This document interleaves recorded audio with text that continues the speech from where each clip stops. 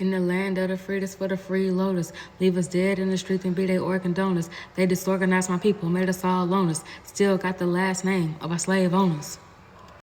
Hello, everybody. Today we're going to be talking about Freddie Gray. The year was 2015 in Baltimore, Maryland. He was in a police van when he was severely critically injured. Gray had been arrested and placed in the back of a police van. This article says he was found dead 45 minutes later, but I do want to report he was in a coma from the time of his arrest until the following Sunday. But his spinal cord was nearly severed. His hands and feet had been shackled, and without a seatbelt, he could not protect himself as he was tossed around inside the vehicle. What happened to the officers? 6 officers were charged in connection with Gray's death. 3 were acquitted, and 3 had their cases dropped. The city reached a $6.4 million settlement with Gray's family.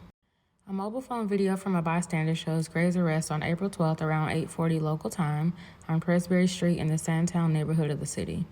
2 men in yellow uniforms with Baltimore police labels are seen pinning the black man to the ground. A court document says that Gray had fled unprovoked upon noticing police presence. It also said that Gray was arrested without force or incident. However, State Prosecutor Marilyn Mosby states that Gray was illegally arrested, assaulted, and falsely accused of carrying an illegal switchblade. An officer stated that he found it clipped inside Gray's trouser pocket after he had been detained. Ms. Mosby said that it was actually a legal knife and therefore it did not justify arrest.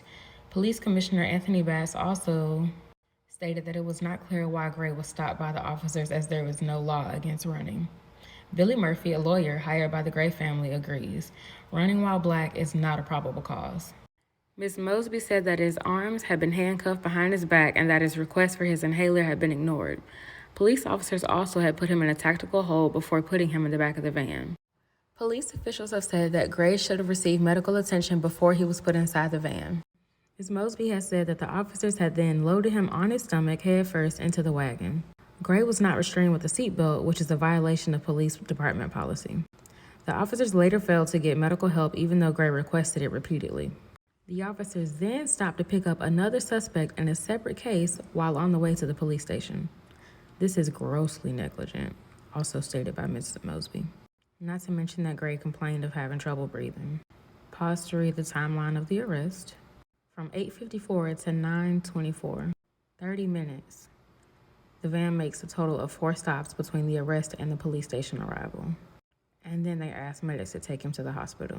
Officer Miller's document states that Gray suffered a medical emergency while he was being transported and that he was immediately transported to the shock trauma via medic. He arrived in critical condition. The officer didn't even mention the leg irons, so trust y'all, reconsider your request before I make a mess.